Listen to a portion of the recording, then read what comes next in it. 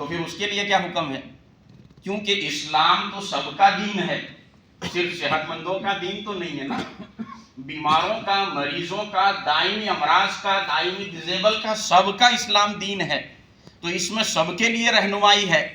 تو آگے قرآن کہتا ہے وَعَلَى الَّذِينَ يُطِيقُونَهُ فِدْيَةٌ طَعَامُ مِسْكِينٍ۔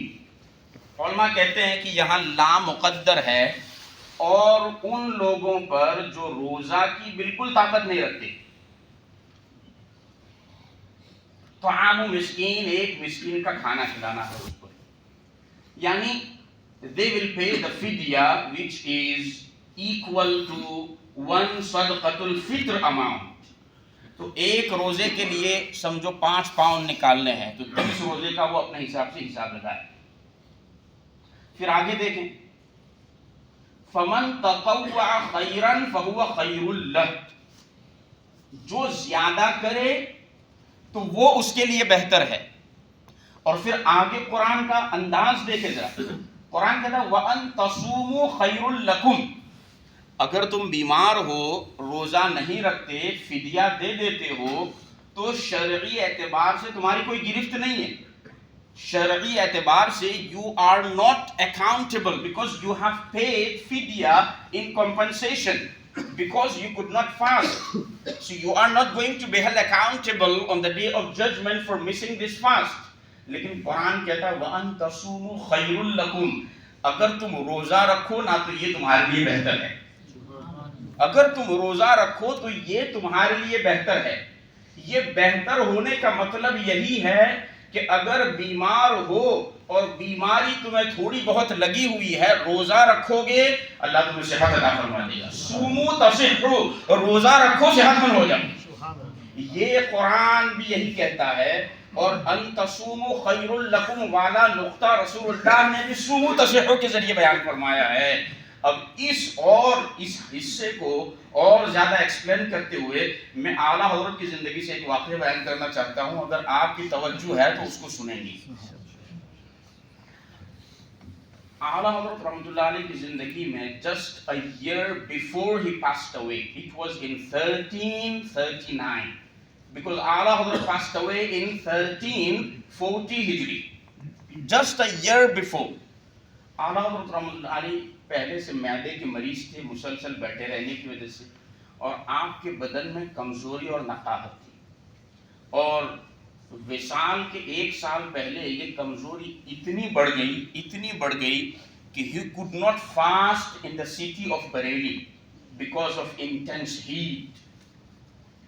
یو پی میں بڑی گرمی ہوتی ہے، ہم یو پی میں رہ چکے ہیں نا اپنے تعلیمی سالوں میں، تو ہم جانتے ہیں وہاں سخت گرمی ہوتی ہے، سخت ٹھنڈی بھی ہوتی ہے۔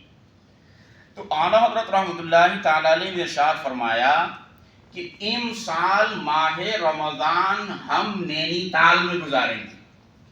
کسی نے یہ کہا کہ حضرت اگر آپ فدیہ دے دیں تو شرعی اعتبار سے تو یہ بالکل درست ہے، کیوں؟ اس لیے کہ آپ کی بیماری اور مرض ایسا ہے کہ اب اس سے کوئی ٹھیک ہونے کی امید ہے نہیں ان فیوچر، اور اس بیماری میں جب انسان بھوکا اور پیاسا نہ رہ سکے he is allowed to pay فدیہ۔ قرآن اور حدیث اور ساری شریعت یہی کہتی ہے۔ اعلیٰ حضرت کا جواب سنیں، اعلیٰ حضرت کہتے ہیں کہ فدیہ دے کر کے شریعت میں جو مسئلہ ہے اس کے مطابق تو عمل ہو جائے گا، لیکن ماہ رمضان میں روزہ رکھنے کی برکت کیسے حاصل ہوگی؟ نہیں سمجھے نہیں، آپ کا انداز بتا رہا ہے کہ سمجھے نہیں۔ ہمارے آقا ارشاد فرماتے سومو تصحوا، روزہ رکھو صحت مند ہو جاؤ گے۔ اور نبی پاک صلی اللہ تعالی علیہ وسلم نے یہاں تک ارشاد فرمایا کہ جو شخص 1 دن کا روزہ رکھے اللہ اس کے چہرے کو دوزخ سے 70 سال کی راہ دور فرما دے گا۔ 70 years Allah will distance him from hell and dozakh۔ اور حضور نبی پاک صلی اللہ تعالی علیہ وسلم نے اور بھی روزے کے فضائل بیان فرمائے، تو اعلیٰ حضرت کہتے ہیں کہ فدیہ دے دیں گے اور کام نکل جائے گا، شریعت میں کوئی گرفت نہیں ہے، لیکن ماہ رمضان کی برکتوں سے تو محروم ہو جائیں گے، ماہ رمضان کے روزوں سے تو محروم ہو جائیں گے۔ اور میں نہیں چاہتا کہ زندگی میں ایک سال بھی ایسا گزرے جس میں ماہ رمضان کے روزوں کی برکتیں نصیب نہ ہو۔ اس لیے سال if I could not fast in the city of Bareilly due to intense heat, then I will spend this month of Ramadan in the city of Nainital in cold temperature where I could enjoy fast in the month of Ramadan al-Mubarak. اذان ملت اسلامیہ، صوموا تصحوا، روزہ رکھو صحت مند ہو جاؤ گے، وَأَن تَصُومُوا خَيْرٌ لَكُمْ، اور اگر تم روزہ رکھو تو یہ تمہارے لیے بہتر ہے۔ وَأَن تَصُومُوا خَيْرٌ لَكُمْ پر قرآن نے ریسٹرکٹ نہیں کیا معاملہ، آگے کہا إِن كُنتُمْ تَعْلَمُونَ if you know، یعنی اگر تم جانو، لیکن بات یہ ہے کہ تم چونکہ جانتے کم ہو نا، your knowledge and your ilm is very limited and restricted، آپ لوگ صرف ظاہری اسباب پہ نظر رکھتے ہو کہ روزہ رکھوں گا بلڈ پریشر جو ہے وہ تھوڑا سا کم ہو جائے گا، یہ بیماری بڑھ جائے گی، وہ بیماری بڑھ جائے گی، تو تمہاری نظر صرف ظاہری اسباب پر ہے۔ اللہ ارشاد فرماتا ہے ان کنتم تعلمون، اگر تم گہرائی کو جان لو گے نا تو سمجھو گے کہ روزہ ہی میرے لیے بہتر تھا۔ وَأَن تَصُومُوا خَيْرٌ لَكُمْ إِن كُنتُمْ تَعْلَمُونَ، اور روزہ رکھو اگر تم تو یہ تمہارے لیے بہتر ہے اگر تم اس کی حقیقت کو سمجھو۔ روزے میں کیا ہے؟ ذرا امام غزالی سے پوچھتے ہیں جنہوں نے اپنی زندگی میں بہت روزے رکھے، صوفیوں کے ماوا ملجا ہے امام غزالی رحمۃ اللہ علیہ، بہت روزے رکھے اپنی زندگی میں، بھوکے رہنے کی فضیلتیں بھی اتنی بیان کی، ان کی احیا کھول کر کے دیکھو تو بندہ صوفی بن جائے پڑھ کے انشاءاللہ اگر عمل کر لے۔ ارشاد فرماتے ہیں کہ روزہ جو ہے وہ بندے میں صفت صمدیت، اللہ کی جو صفت صمدیت ہے اس صفت صمدیت کا پرتو بنا دیتا ہے بندے کو۔ What is the meaning of صفت صمدیت؟ The attribute of Allah subhanahu wa ta'ala۔ صمدیت کا معنی ہوتا ہے بے نیاز ہونا۔ اللہ الصمد، اللہ بے نیاز ہے، اللہ کھانے سے بے نیاز، اللہ پینے سے بے نیاز، اللہ دوسری چیزوں سے بے نیاز۔ تو جب بندہ روزہ رکھتا ہے تو گویا وہ یہ کہتا ہے کہ صبح صادق سے غروب آفتاب تک مجھے کھانے کی ضرورت نہیں ہے، مجھے پینے کی ضرورت نہیں ہے، مجھے اور کسی چیز کی ضرورت نہیں ہے، بلکہ اس وقت مجھے صرف اپنے رب کی یاد کی ضرورت ہے، اس کے ذکر کی ضرورت ہے، تلاوت قرآن کی ضرورت ہے، عبادتوں کی ضرورت ہے، تسبیح و تحلیل کی ضرورت ہے۔ تو بندہ جو ہے روزہ رکھ کر کے صفت صمدیت کا پرتو بن جاتا ہے اور وہ فرشتوں کے قریب روحانیت میں چلا جاتا ہے۔ عزیزان ملت اسلامیہ، یہ روزے کی برکتیں اور روزے کی خصوصیتیں ہیں جو بندے کو ماہ رمضان المبارک میں۔ اچھا، یہ حدیث قدسی کا جو میں نے حصہ پڑھا نا، الصوم لی وانا اجزی بہ، اگر اس کو معروف پڑھیں تو معنی یہ ہوگا کہ روزہ میرے لیے ہے، روزے کا بدلہ میں دوں گا۔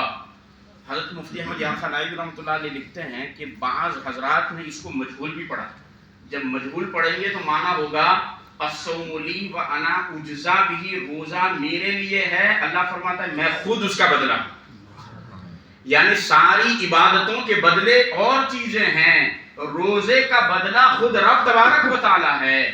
اذان ملت اسلام، یہ بڑی برکتیں ہیں، اللہ تعالیٰ کی بارگاہ میں دعا ہے کہ وہ ہمیں ان برکتوں سے ماہ رمضان المبارک میں مالا مال فرمائے۔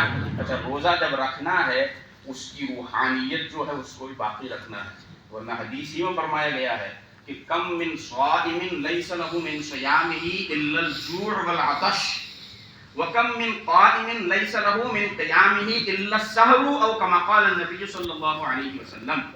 بہت سارے روزے دار ایسے بھی ہیں کہ جن کو اپنے روزے سے سوائے بھوکے اور پیاسے رہنے کے کچھ حاصل نہیں ہوتا۔ روزہ رکھا ہوا ہے، دن بھر غیبت جاری ہے، روزہ رکھا ہوا ہے، دن بھر چغلی بھی جاری ہے، روزہ رکھا ہوا ہے، دن بھر گناہوں کے کام میں ملوث ہے، نمازوں کی کوئی پابندی نہیں، تو سوائے بھوکے پیاسے رہنے کے کچھ بھی حاصل نہیں ہوا۔ وَكَم مِّن قَائِمٍ لَيْسَ لَهُ مِن قِيَامِهِ إِلَّا السَّهْرُ، بہت سارے راتوں میں عبادت کے لیے کھڑے ہونے والے ایسے بھی ہوتے ہیں کہ جن کو سوائے رات گزاری کے اور کچھ حاصل نہیں ہوتا، بس شب بیداری ہوئی ہے لیکن کوئی روحانیت میں ترقی نہیں ہوئی، کچھ حاصل نہیں ہوا۔ وہ کیسے لوگ ہیں؟ وہ ایسے لوگ ہیں جو تراویحوں میں آتے ہیں لیکن وہ رکوع کا انتظار کرتے ہیں کہ رکوع میں امام صاحب جب جائیں نا تو میں نیت اس وقت بات ہوگا۔ اچھا، اب تو حال یہ ہو گیا ہے کہ ہمارے کچھ حضرات they are hunting for fastest تراویح، اس مسجد میں بہت تیز تراویح ہوتی ہے وہاں جا کے پڑھیں گے۔ کیوں؟ اس لیے کہ یہاں اگر 1.5 گھنٹہ لگتا ہے وہاں 45 منٹس میں ایوری ون گو آؤٹ۔ کوئی کرکٹ کا میدان نہیں، یہاں کوئی شعیب اختر کی طرف بولنگ کرنی۔ کیا سمجھا ہے دین کو تم لوگوں نے؟ دین کو مذاق بنا کے رکھا ہوا۔ اچھا، تراویح ہو رہی ہے، نہ کسی حرف کا پتہ چل رہا ہے، نہ کسی حرکت کا امتیاز ہو رہا ہے، نہ ترتیل تدبیر حضر کا کوئی ٹھکانہ ہے، اور اللہ ہی خیر فرمائے تو ایسے لوگ راتوں میں عبادتوں میں کھڑے ہوتے ہیں، میرے آقا فرماتے ہیں کہ صرف شب بیداری کے علاوہ حاصل کچھ نہیں ہوتا۔ بات سننا رہی، لیکن بندہ اگر اپنے دل جمعی کے ساتھ رب کے قرآن کی تلاوت سننے میں لگ جائے تو وہ امام صاحب سے یہ کہے گا کہ امام صاحب اور تھوڑا دھیرے سے پڑھیں نا، کیونکہ آپ جب بھی دھیرے سے پڑھتے ہیں نا تو قرآن سننے کا کچھ الگ مزہ آنے لگتا ہے، قرآن سننے میں کچھ الگ چاشنی اور مٹھاس پیدا ہونے لگتی ہے۔ کیوں؟ اس لیے کہ جب قرآن کو آپ تدبیر و حضر و ترتیل کے ساتھ پڑھتے ہیں، مخارج کی ادائیگی ہوتی ہے، اور ہم بھی قرآن پڑھتے ہیں تو ہمیں بھی کچھ احساس ہوتا ہے کہ ہم اس سپارے کو سن رہے ہیں۔ تو ایسے اپنے آپ کی روحانیت کو بنانے کی کوشش کریں، یہ نہیں کہ بس فاسٹسٹ تراویح جہاں ہوتی ہے نا میں تو وہاں جاؤں گا۔ کیوں؟ اس لیے کہ وہاں جو حافظ صاحب ہے نا وہ تو 45 منٹس میں باہر نکال دیتے ہیں۔ ایسا نہیں ہونا چاہیے۔